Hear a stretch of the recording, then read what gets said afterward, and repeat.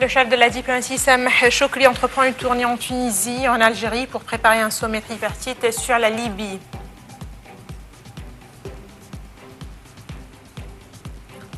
Le Premier ministre israélien Benjamin Netanyahou annonce la formation d'un comité israélo-américain pour discuter des colonies israéliennes dans les territoires palestiniens occupés.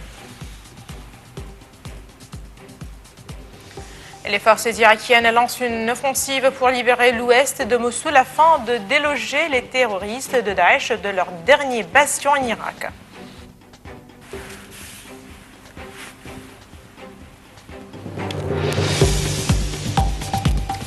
Le porte-parole du ministère des Affaires étrangères a déclaré que le chef de la diplomatie, Sameh Choukri, s'est rendu en Tunisie et qu'il ira ensuite en Algérie pour préparer un sommet tripartite sur la Libye. Monsieur Choukri doit se rendre samedi prochain aux États-Unis pour des discussions avec des hauts responsables américains dans le cadre de la poursuite de la coordination et des consultations entre les deux pays concernant les différents dossiers régionaux.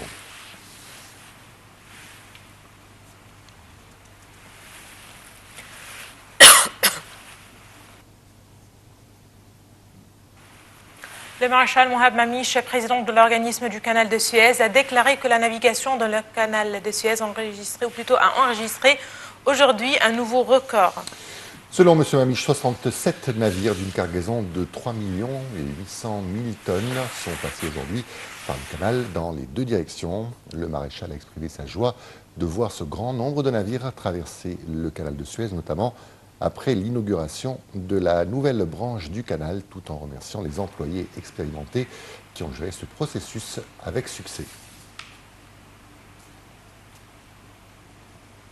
Le ministre de l'Industrie et du Commerce extérieur, l'ingénieur Tarek Kabil, s'est rendu aujourd'hui à Paris, où il aura des entretiens avec plusieurs responsables français et des représentants des grandes entreprises. Ces rencontres visent à discuter des derniers développements en Égypte et des mesures prises pour encourager les investissements dans le marché égyptien.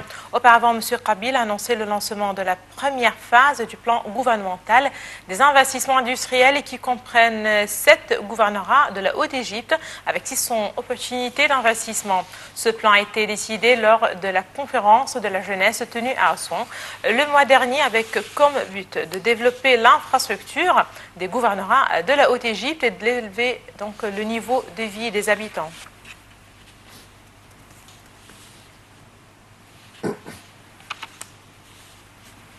Timide reprise du tourisme en Égypte. Les touristes ont entamé ces derniers mois un timide retour au grand soulagement des professionnels du secteur ravagé après l'attentat en 2015 contre un avion russe dans le Sinaï.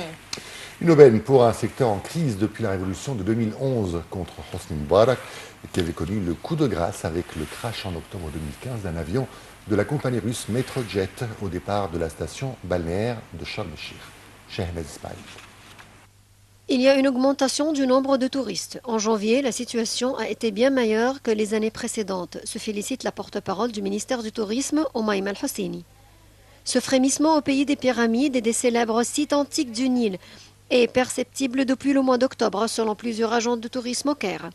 Il est essentiellement dû aux touristes chinois, japonais et ukrainiens, alors que les occidentaux restent prudents.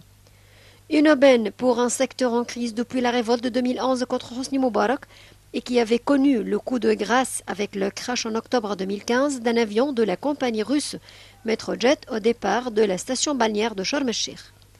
L'attentat à la bombe survenu au-dessus du désert de Sinaï avait coûté la vie aux 224 personnes à bord. La Russie avait alors suspendu tous ses vols en direction de l'Égypte et la Grande-Bretagne, les avions en destination de Sharm el-Sheikh. Les revenus du tourisme s'étant alors effondrés de 7,3 milliards de dollars pour l'année fiscale juin 2014-juin 2015 à 3,7 milliards de dollars l'année suivante, selon un rapport de la Banque centrale publié en décembre. Mais en décembre 2016, le nombre de touristes ayant visité l'Égypte a atteint 551 600 contre 4 040 un an plus tôt, selon le Bureau des statistiques. Le nombre de réservations entre octobre et janvier est aussi plus élevé que pour la même période il y a un an, souligne Karim Mohsen, président de la Fédération égyptienne des chambres de tourisme.